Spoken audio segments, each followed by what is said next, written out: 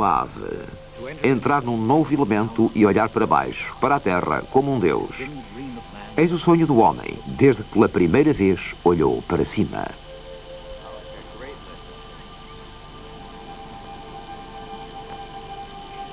Esse sonho tornou-se realidade no começo do século. Dois irmãos do Ohio foram os primeiros de uma confraria de inventores e pioneiros que quebraram as cadeias da gravidade e conquistaram os céus.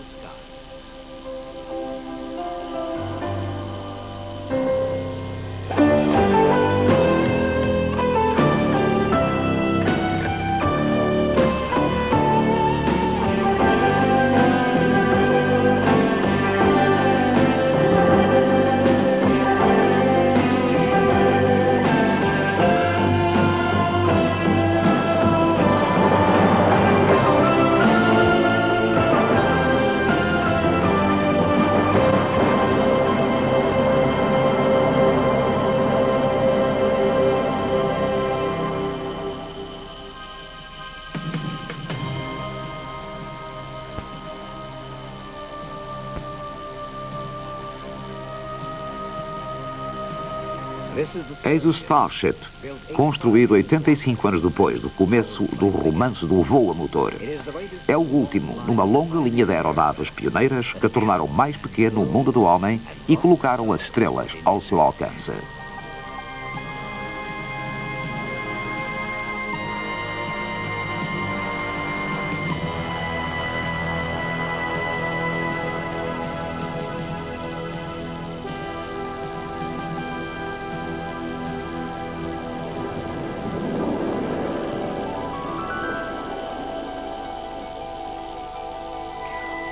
Tudo isto aconteceu durante o tempo de vida de um homem, desde que a aventura começou aqui, nas areias de Kitty Hawk, na Carolina do Norte, em 1903. How did man learn to fly? It's carved in granite on top of that big hill.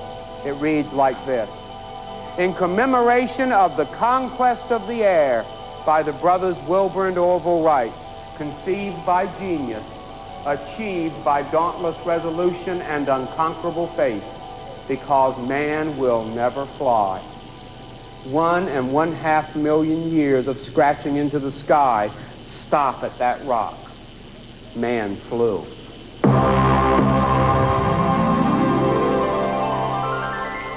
Orville e Wilbur Wright eram construtores de bicicletas em Dayton, Ohio. Homens práticos, mecânicos, mas animados pela curiosidade e pela paixão de voar. Primeiro estudaram a mecânica do voo das aves. Depois fizeram experiências com papagaios e planadores. E, por fim, trouxeram as suas teorias para aqui, para Kitty Hawk.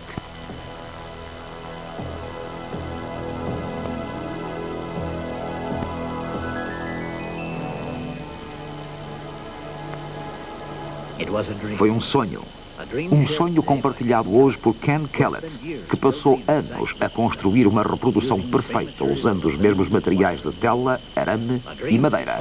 Um sonho para ser lançado ao vento com um pedido para que voe. It's a staggering achievement. It's something that most people just can't grasp. They can't grasp what it would be like to get into an airplane, the first airplane in this case, and get that 750 pounds off the ground and even remotely begin to control it and fly it down the field. We've come a long way. It's kind of hard to imagine, 66 years between this airplane and walking on the moon.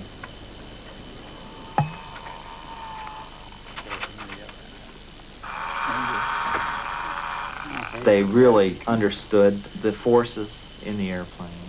Their choices of woods and triangles being the strongest geometric form. And if you look, it's just triangles are created everywhere in the airplane. If it's not created by a wire, it's created by a strap. If it's not created by a strap, it's created by 3 pieces of wood. How about coming over here and checking these elevators, see how they work? Okay, that right there.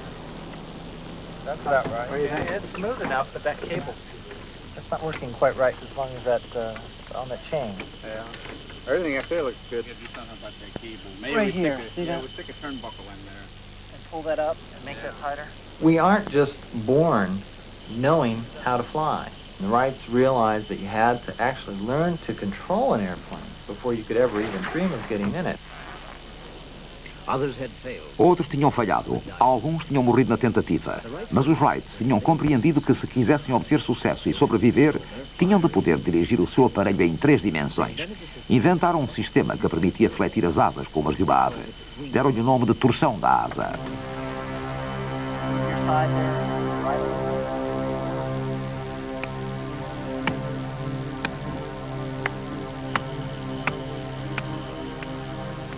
The Wrights came here to Kitty Hawk for the wind conditions.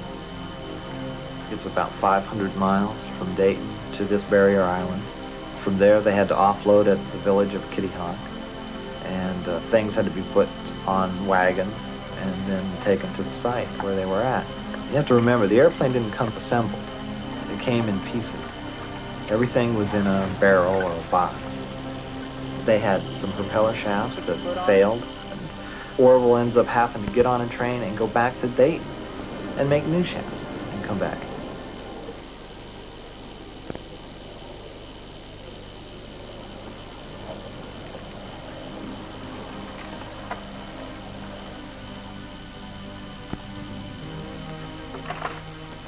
Switch on. Switch off. Switch off. Switch on. Switch on.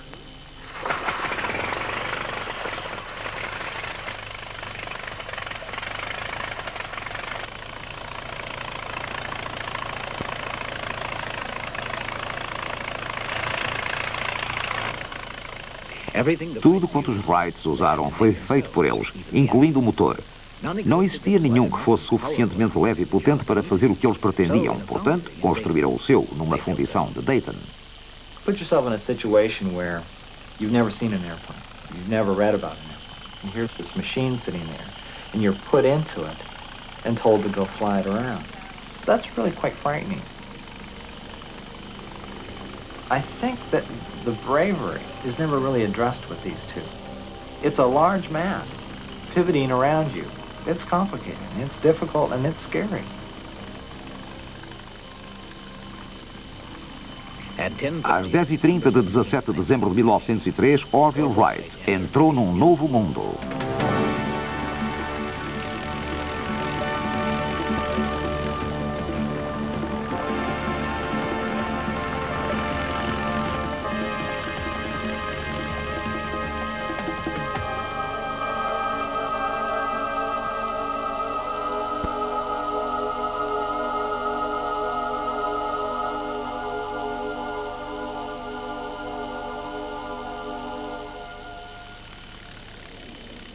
$12 12 segundos e pouco mais de 80 metros de voo que mudaram a história do século XX. A princípio nem sequer acreditavam nos Wrights.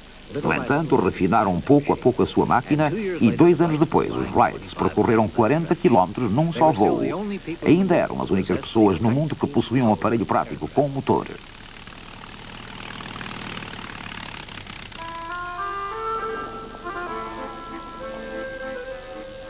Até então, a Europa estivera à frente na corrida para o ar. Mas os esforços, principalmente em França, tinham-se concentrado em aeróstatos como o do brasileiro Alberto Santos Dumont, que causou um verdadeiro tumulto ao voar com o seu dirigível sobre Paris.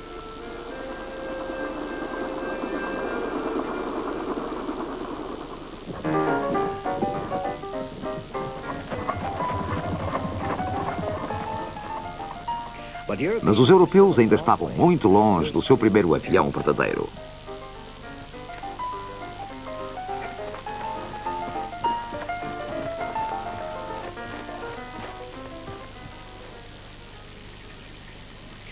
Só em 1906, um ano depois de os Wrights terem voado 40 quilómetros, Santos Dumont deu na Europa o primeiro salto de 60 metros no seu extraordinário 14 bis. Entre os que o viram estava Louis Blériot, o francês que 3 anos depois iria atrair as atenções do mundo.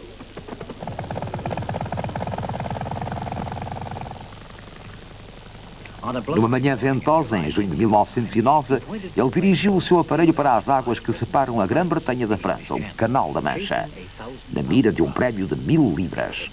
Era uma jogada perigosa, mas 36 minutos e meio depois aterrou com o seu avião em Inglaterra para a delícia dos seus compatriotas. Um pouco mais de meia hora, tornara-se no primeiro astro da aviação.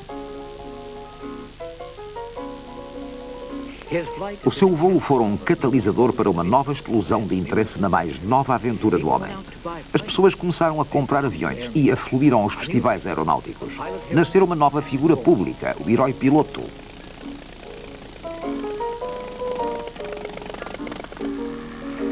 Não tardou que a forma do aeroplano começasse a seguir uma norma. Motor à frente, asas no meio, empenagens atrás. O Avro Triplane, construído por A.D. Rowe em 1909, era típico dos aviões desse tempo. Era uma obra-prima de concepção, elegante e prático. No Triplane, os comandos tinham sido refinados e tornados num sistema que ainda hoje se mantém, embora mantivesse a velha técnica da torção da asa dos irmãos Wright.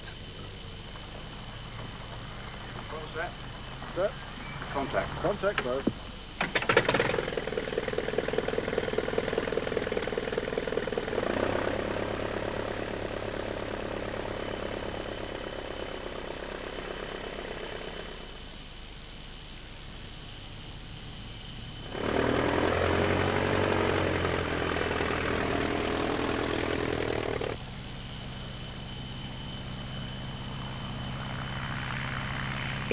Foram aeroplanos como este que trouxeram ao homem a pura alegria de voar.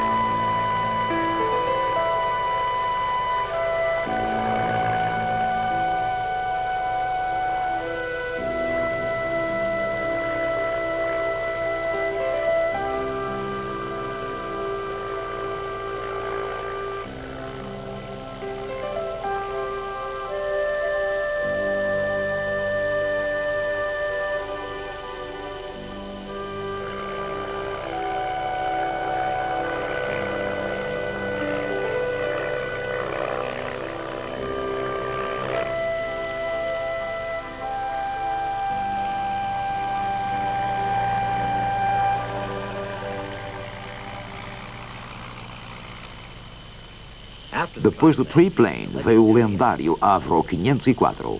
Era mais forte e sólido do que o Triplane. Tinha somente 2 asas e comandos mais eficazes.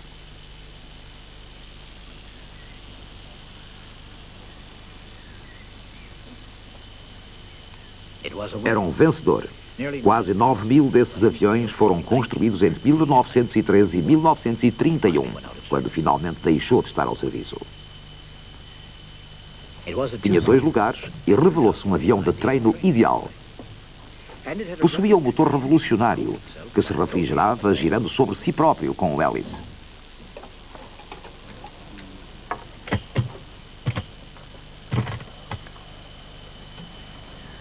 Let us start. Here to start. Set. Contact. Contact.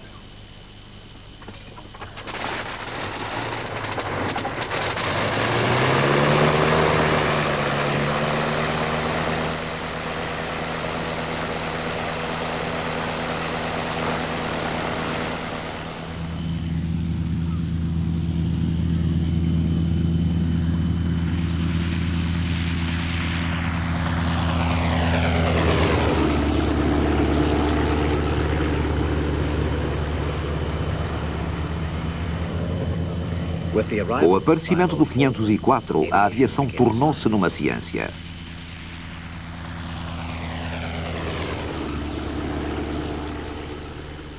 O avião, ao contrário dos aparelhos anteriores, era inteiramente previsível. Fazia o que se queria.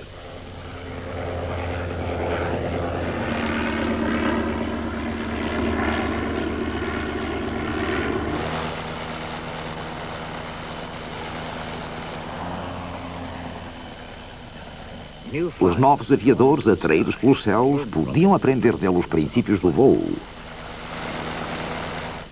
William Lewis, um piloto da Primeira Grande Guerra, lembra-se disso. Was an absolutely superior super aircraft. It flew well, but was highly sensitive. Mistakes showed up so clearly, but they didn't run you into a spin or a crash or anything like that. They could be rectified, so it was a good training aircraft.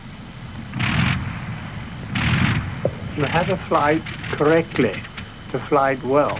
So much so that when Smith Barry started his superior flying school for qualified, sometimes expert pilots, he used the Avro. Smith Barry took up the idea that most pilots were not flying perfectly, losing height on turns and things like that. And this he corrected. It was a very interesting school. A escola de Smith Barry situava-se em Gosport, no sul da Inglaterra, e os seus princípios largamente desenvolvidos com o Avro 204 continuam a ser a base de treino de voo, mesmo hoje. Nos dias dos primeiros pioneiros, o piloto novato tinha de treinar com uma asa e uma prece. Agora, tem uma cartilha para seguir. O treino aperfeiçoado tornou-se ainda mais importante durante a Primeira Grande Guerra. Os pilotos tiveram então enorme procura. Só pelo British Royal Flying Corps foram treinados 26 mil. Portanto, no fim da guerra havia uma enorme abundância de pilotos treinados e aviões baratos. Um resultado disso foi o negócio dos espetáculos.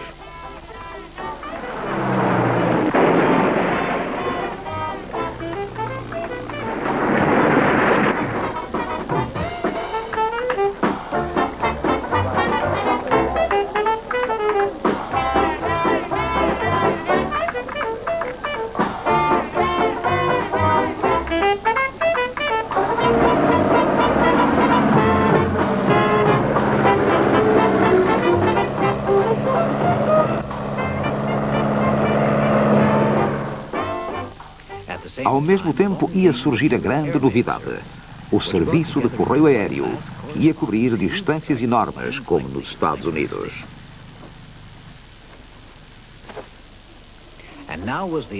E então veio a era do freight, a longa distância, rotas que atravessavam o mundo. Alan Coben atravessou a África de norte a sul. We had flown up from the blistering heat of the Sudan to Uganda. I was called Bwana Mkubwa Ya Ndege, the great master of the bird. Depois, em 1927, surgiu o mais famoso piloto de raid de todos os tempos. From a New York airport, he took off into the darkness on the first solo flight across the Atlantic. 33 horas e meia depois, Charles Lindbergh aterrou em França para se tornar de um dia para o outro o homem mais famoso da Terra. Conseguira diminuir a distância entre a Europa e a América. He returned to America and in New York received the most stupendous welcome of them all. Lucky Lindy, they called him that. Os aviões tornaram-se maiores. Já não era necessário ser um piloto para voar.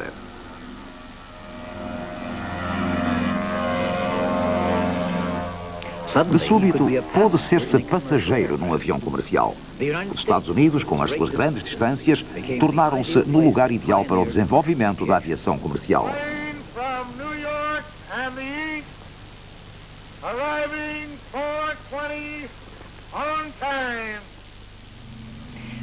Os novos passageiros exigiam conforto e, para tal, as companhias aéreas exigiam novos aviões. A TWA dirigiu-se à companhia de Donald Douglas, que criou, depois de 2 outros modelos, o TC-3. Eis o seu desenhador-chefe, Arthur Raymond. You can almost tell whether an airplane is going to be a good airplane or not by how it looks. This is a very beautiful airplane for the time. It was much more beautiful than the DC-2 because of that rounded fuselage. And everything was sort of a development of something before, so that it looked like a finished product. You couldn't think of making it any better. O DC-3, ou Dakota, podia voar mais longe, mais depressa, com mais passageiros e mais conforto do que qualquer avião do seu tempo. Foi o primeiro avião reconhecidamente da Idade Moderna. We had to decide how many airplanes to build that Jig 4. We thought we'd build it for 25.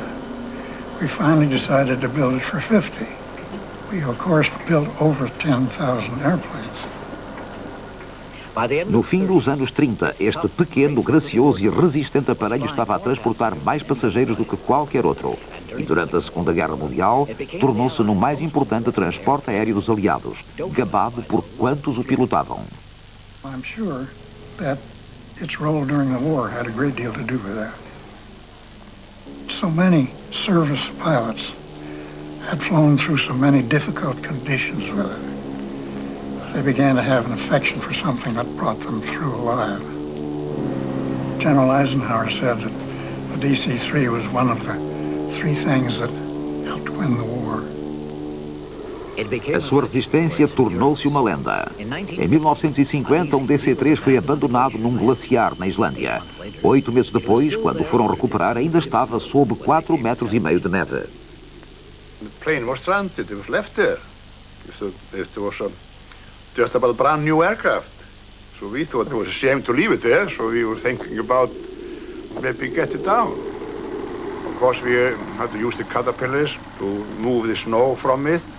And I can tell you right now, when we found the airplane, we opened the window and put the master switch on, and everything lighted up. Instrument panel and even the radios, they were working. The battery was good. Foi rebocado cerca de 65 km pelo glaciar e depois descolou perfeitamente e voou até Reykjavik, sem qualquer problema. E hoje, 50 anos depois de pela primeira vez ter entrado ao serviço, o DC-3 continua a trabalhar, ei-lo aqui, a transportar passageiros entre Boston e Cape Cod.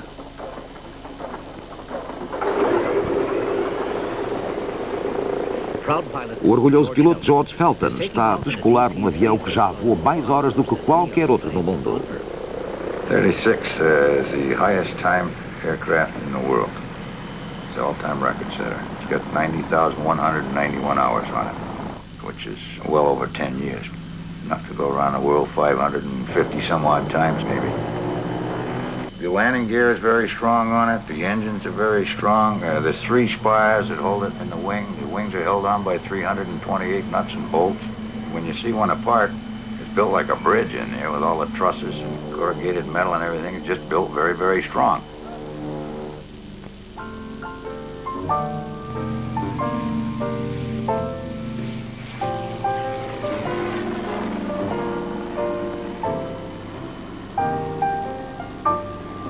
When I get up there in a DC-3, I just feel peaceful. It's serenity for me. It's just nostalgic. Thoughts run away with you. It's amazing how many people come aboard for nostalgia before they met their wives, or they flew to see loved ones. I found out how many people have been engaged on a DC-3. You know, there's just so many of them. They've flown so many miles and so many passengers that almost anyone that flew past years flew at one time or another in a DC-3 and have very happy memories of it.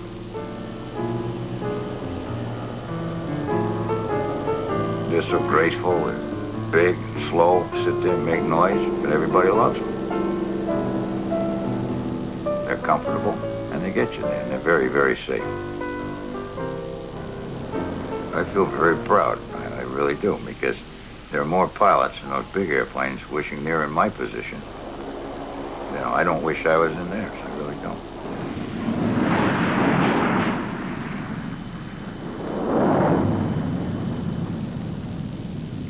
Mas enquanto o DC-3 levava o avião de motor de êmbolo à sua idade de ouro, um homem concebia a ideia que o iria ultrapassar. Menos de uma geração depois dos irmãos Wright, um jovem cadete aeronáutico inglês chamado Frank Whittle desenvolvia um novo propulsor, o jato. I decided that in order to fly very fast and very far, one would have to go very high. I realized that the piston engine couldn't possibly work in the thin air of great heights, and the propeller wouldn't be suitable for speeds of the order of 500 miles an hour. I use this to pull in air at the front and to compress it into combustion chambers, like this, where the injection and burning of fuel heats and expands the air and gives it enough energy to drive a turbine. As a result of trying various schemes for 18 months, I ended up at the end of 1929 with the idea for the turbojet. In those days, not only was I up against engineering design problems, but there was a tremendous intellectual opposition in that a lot of the people I was having to deal with, I think, felt an inevitable reluctance to see all their knowledge thrown into the wastebasket.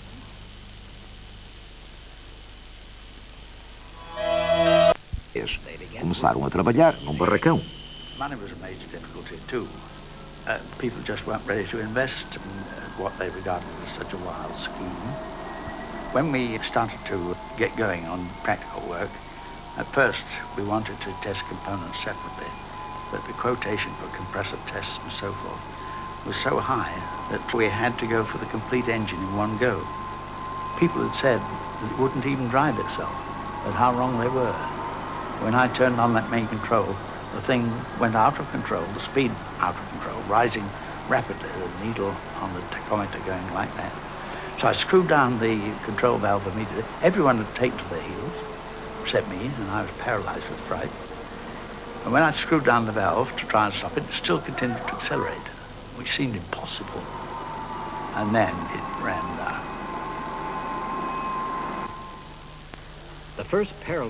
A primeira e perigosa experiência do turbojato realizou-se em 1937, mas os problemas do Whittle não tinham acabado. Tornar o motor operacional demorou mais 2 anos. Construir um avião para o usar demorou outros 2. E foi somente com o início da Segunda Grande Guerra que a indiferença oficial terminou e o seu primeiro avião de jato, o E-2839, foi aprontado para ensaios. The flight trials proper took place in May of 1941 and were completely successful.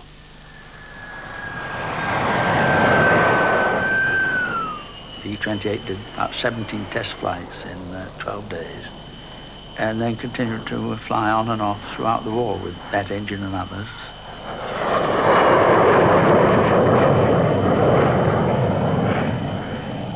I was the lucky bloke who had to demonstrate the Gloucester Whittle E-2839 to Winston Churchill at Hatfield Aerodrome. We had only done level flight up to date, and we were certainly not going to do any aerobatics because it was rather an important aeroplane. So we decided that what we could demonstrate was speed. So we kept it at about tree height with about 400 on the clock. Winston was suitably impressed because from then onwards a little push was given for both the Vampire and the Meteor. O primeiro jato operacional britânico foi o birreator Gloucester Meteor, que entrou ao serviço em 1944, muito tarde para atuar contra os caças inimigos. Então os americanos também já tinham entrado no jogo dos jatos, porque os britânicos tinham passado os resultados do trabalho do Whittle aos Estados Unidos. We virtually gave the Americans the whole job, and the American government selected the General Electric to build the engine, which they did very speedily. They had their first engine running in 6 months. And just a few months later, they had several other engines, more than we had. Incredible as it may seem, these crates marked the start of the development of the first jet engine in America. Gentlemen, I give you the Whittle engine. The Americans gave an undertaking that they would only use the information for war purposes. Well, it's an extraordinary thing, but the socialist government of 1945 and 1946 and after let the Americans off the hook for a total payment of $3,800,000. It wasn't too long before they stole the lead in aviation.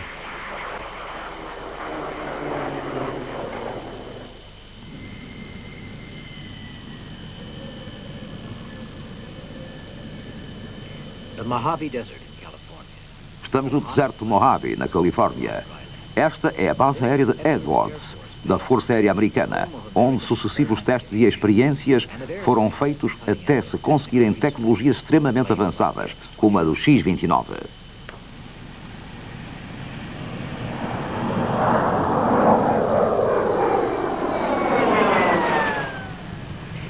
Depois da guerra, com a Europa devastada, era aqui que as novas fronteiras da aviação iam ser estabelecidas por um ricamente dotado e brilhantemente organizado programa de investigação, o Programa X. Dentro de 10 anos, este programa levaria os novos aviões a ultrapassarem a barreira do som e a atingirem velocidades de mais de 3.000 km por hora. 10 anos depois, estavam no limiar do espaço. Primeiro desafio, Mach 1, a barreira do som. Outros tinham tentado ultrapassá-la e haviam perdido a vida na tentativa. Portanto, foi construído um avião experimental, o X-1, para enfrentar. Piloto, um as da Segunda Guerra Mundial, Chuck Yeager. The X-1 was mine, because the old man said, okay, it's your program, get with it. And the only reason he picked me is because I was trained in maintenance, and I understood systems, and obviously could fly an airplane. We didn't look at ourselves as heroes, pioneers, or anything else. It's if we didn't do it, somebody else would.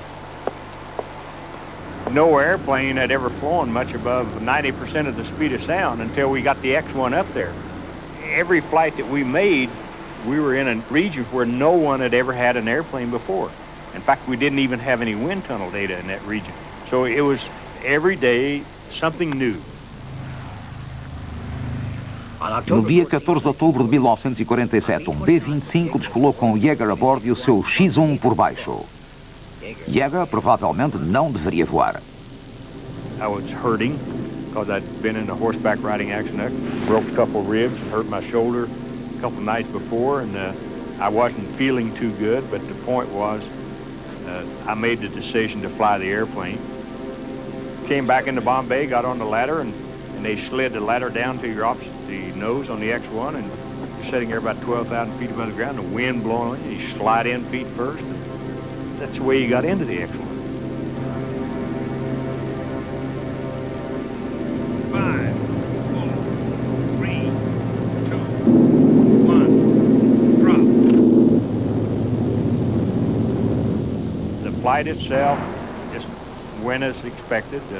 We'd been having a lot of trouble with fires in the tail of the airplane and igniters that wouldn't work. Fortunately, they all worked that day, and we pushed the thing out. And really, once we got the Mach jump on the Mach meter and all the buffeting smoothed out, we got our first sonic boom here, then it almost was a letdown. You know, the damn thing didn't blow up.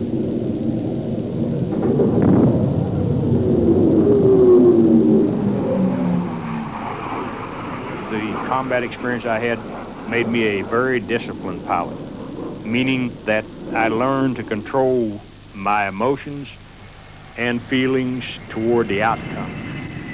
It didn't make any difference to me whether the X-1 blew into a million pieces or not. See, because I couldn't do anything about it. So we have to put it out of your mind. And you do that in combat. We realized that the so-called sound barrier really restricted us from going any faster. And once we got the X-1 above the speed of sound, then smoked on out to Mach 2 and then beyond, we realized, hey, this opens up the whole universe for us.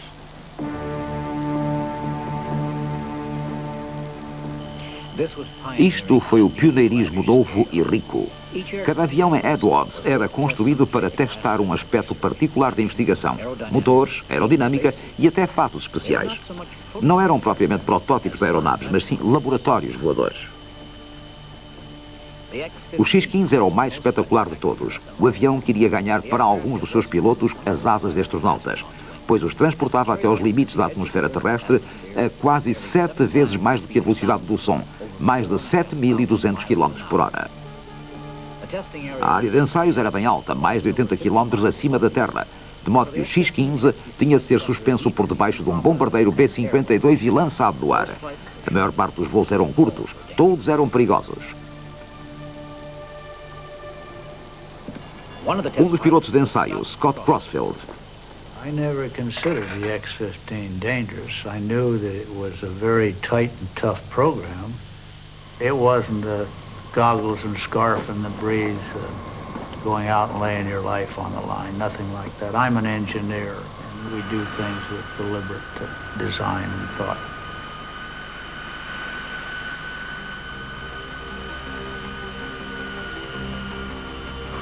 Of course, there's one man in the X-15 and there were 5 in the B-52, and if we had trouble, they would throw away the X-15 because, of course, it's a very volatile bomb. 1,200 gallons of anhydrous ammonia and 1,000 gallons of liquid oxygen. Fuse coming on now. First. Right,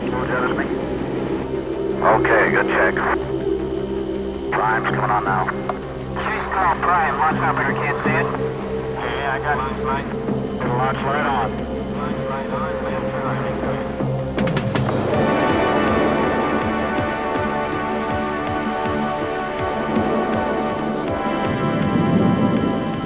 Anxious, very anxious to make sure that I didn't do anything wrong and spoil all those other people's work. You're coming off now. Clean slipper. Good deal, buddy. Beginning to turn in. Got plenty of room. I'm going to land a little long on the leg of a hunch.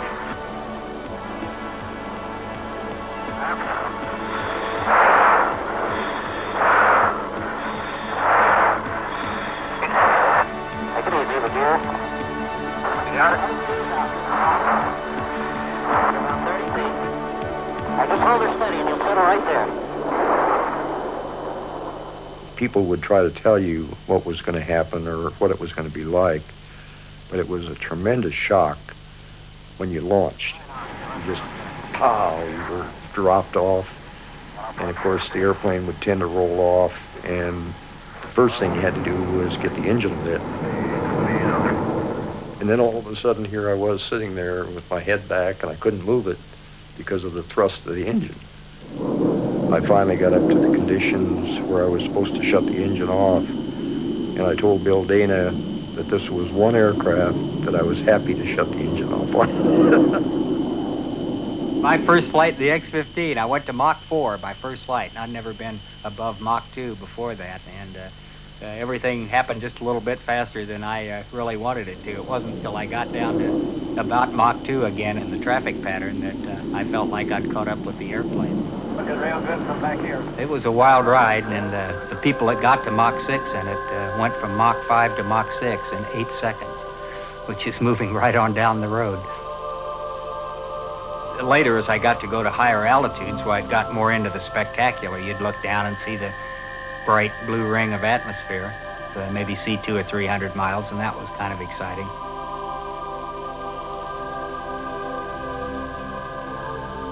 As you got to the higher speeds, you knew the airplane was getting very hot because all of a sudden it would pop or bang and you could feel the airplane twitch. And it turned out that this was due to panels on the aircraft actually buckling, but along with that, occasionally you'd see wisps of smoke coming up in the cockpit, and you really weren't sure what was happening. I guess test pilots aren't supposed to say they're afraid, but I was impressed. Scott, Jessup, Central anytime. Central coming off now. Central off. It's off and the Central is off. You haven't got time to indulge in emotions or personal thoughts. Your total concentration is on the job at hand. And you go over in your mind everything you're going to do, because there's no time to go to a book and look up things.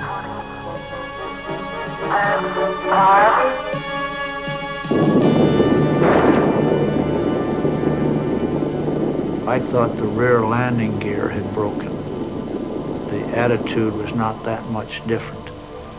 I was afraid a fire was still on, so I stayed in the cockpit until the rescue people got there, because I'm in a very good steel protective environment with a pressure suit on, so I could have gone through quite a fire.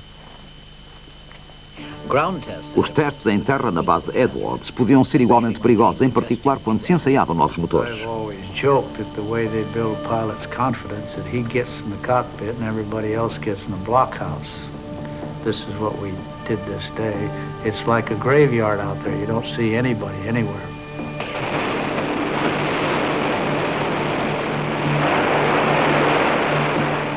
And we ran the engine, and one of the things I had to do was shut it down after throttling it through several thrust levels, and then restart it. And I restarted, and it had an automatic shutdown.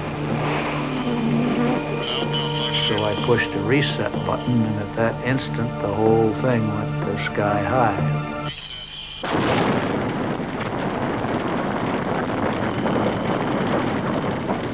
It was a pretty impressive fire. It blew the cockpit about 20 feet forward out to the edge of the fire. Though it was quite like being in the sun. very bright orange. And so I just shut everything down, and I was just going to sit there and wait the fire out. About 15 minutes later, the newsmen started calling. I don't know what kind of a pipeline they have, but to calm them down, I told them the only casualty was a press in my pants because the fireman had gotten me wet. And so, of course, an East Coast newspaper the next day had a headline, X-15 blows up, pilot wets pants. Depois, em 1957, sem aviso, os soviéticos entraram no espaço com o primeiro Sputnik. E o desenvolvimento dos novos aviões foi subitamente cancelado. O futuro do programa espacial não ia pertencer aos pilotos, mas sim aos astronautas e aos foguetes. 7, 6, 5, 4, 3, 2, 1, 0.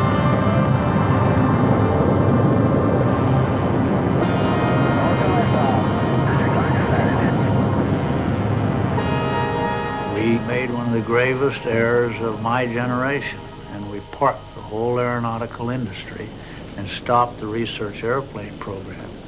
And space by forfeit then went to the medicine men, the missileers, and the Germans, all with their terrible disdain for pilots and wings and aeronautics about which they knew nothing.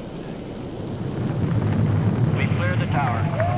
These people didn't understand the reliability that went with man-rated systems, because everything they ever made, if it worked, they never saw it again. And if it didn't work, they never saw the pieces hardly again. And they, to this day, they still clap and cheer when something works. I've never seen that when an airplane flew. Coming back in a capsule was a very undignified way to come back from space, especially for a pilot. And so we felt that if we could develop an aircraft-type vehicle, the pilot could fly that back from space. Much better way to come back, in our opinion. So we decided to build a small demonstrator without asking for headquarters approval, because we were a little afraid that because of the politics, they would say no. Os aviadores de Edwards pensaram numa fuselagem que podia voar sem asas e a que chamaram corpo sustentador. Rebocaram-na com um carro. It was pretty bizarre flying a very advanced spacecraft behind a Pontiac out in the middle of the desert, you know, thinking that this might lead to a new spacecraft.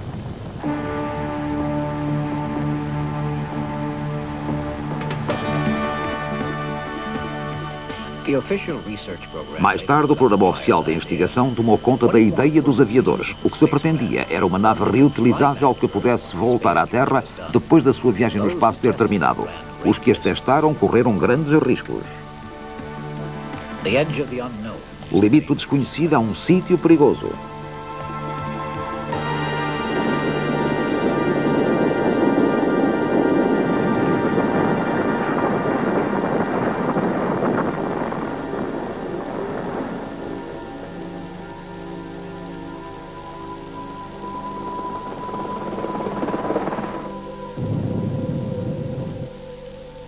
Always the winged airplanes, the lifting airplanes that I could relate to. So even though I admired the people that flew the Mercury and the Gemini and the Apollo, it was something that I didn't want to be a part of. And I was glad when the shuttle came along and put wings back on the spacecraft. 12 de abril de 1981. No tempo de vida de um homem, o campo de ensaios da Kitty Hawks foi substituído pelo campo de provas do espaço. Os pilotos John Young e Bob Crippen puseram as vidas em risco ao demonstrarem que o homem podia ir para o espaço e voar de volta à Terra. He doesn't look very nervous, but you can see I have a nervous smile there. I think I was as nervous as Crip was, but I'm just so old that my heart wouldn't go any faster. Anybody who's not apprehensive about climbing on top of a first-time flight of a liquid hydrogen oxygen rocket ship really doesn't understand the problem. And I think both Crip and I were fairly nervous.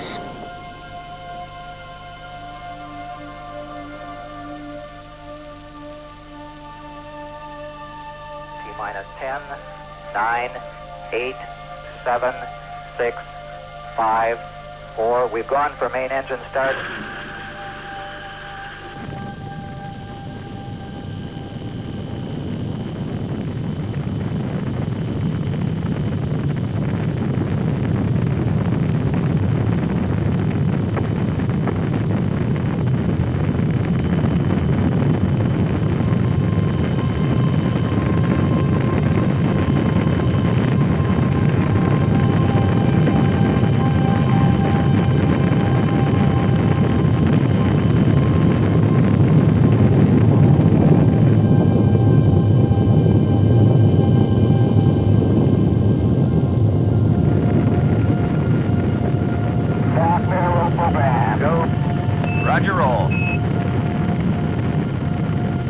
Roll program complete. Roger, roll complete.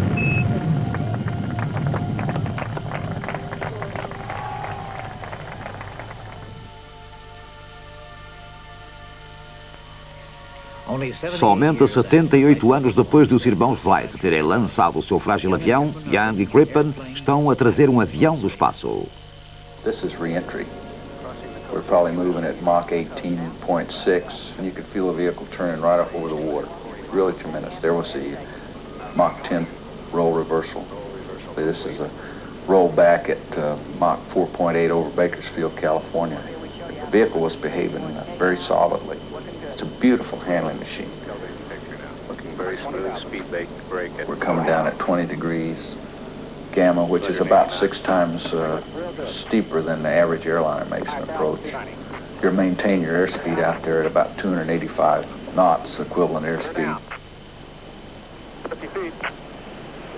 40, 30, 20, 10, 5, 4, 3, 2, 1, touchdown.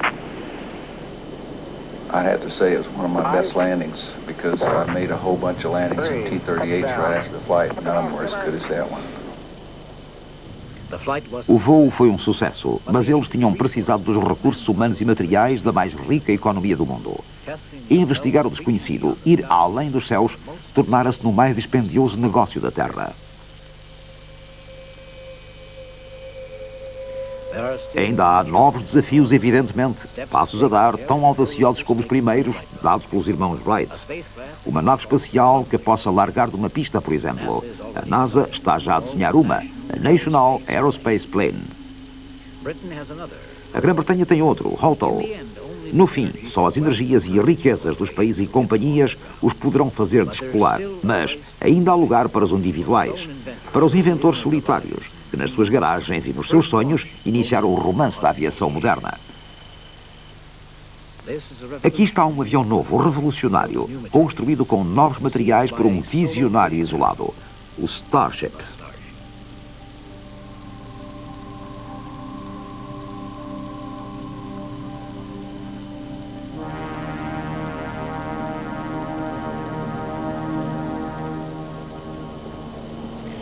O homem tocado pela mesma visão dos irmãos Wright, Burt Rutan.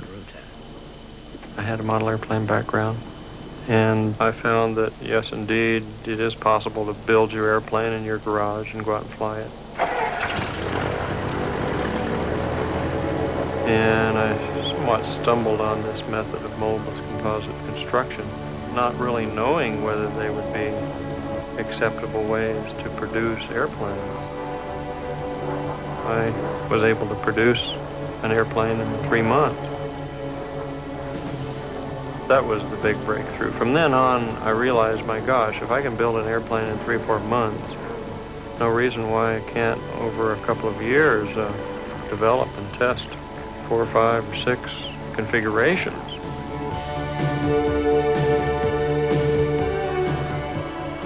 The most significant thing was not just the stall-limiting canard aerodynamics. I think the reason that I've been called a pioneer is that in 20 years I've developed, flight tested, and flown over 20 different types of airplanes, using the composites primarily as a shortcut so that I can build a wing this week instead of taking months to 2 weeks to build.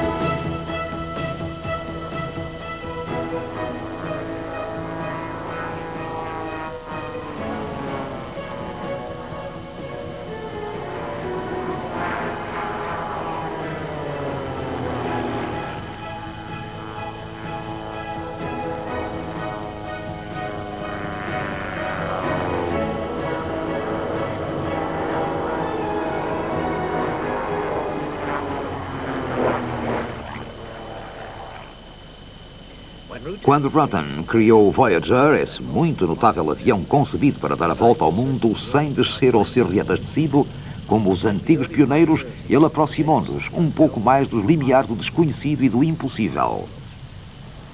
I didn't invent a new technology or a new material for Voyager. I stuck my neck out and applied it without asking myself, gee, isn't that too dangerous? Or won't that maybe not work?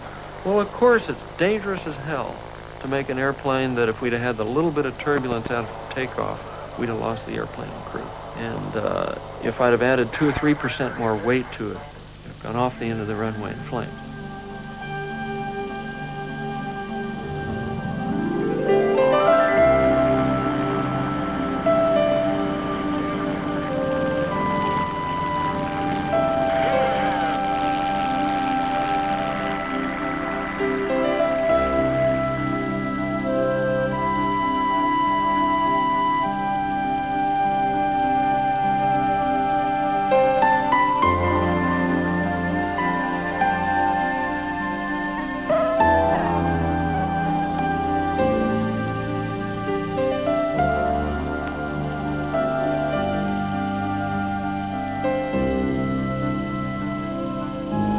I think the world of aviation will gain from me mostly inspiration. The fact that a few people, literally in a garage or a small shop, built an airplane that doubled an absolute distance record, flew all the way around the world, flew through all this weather and came back home safely. The fact that that was done all composite, without mixing metals, without solving all these stupid problems that the engineers made for themselves, that will provide the inspiration that, my God, it can be done. We're going to do it. We'll stick our necks out. I knew how the Wright brothers felt when they came upon these things and had success. Welcome home.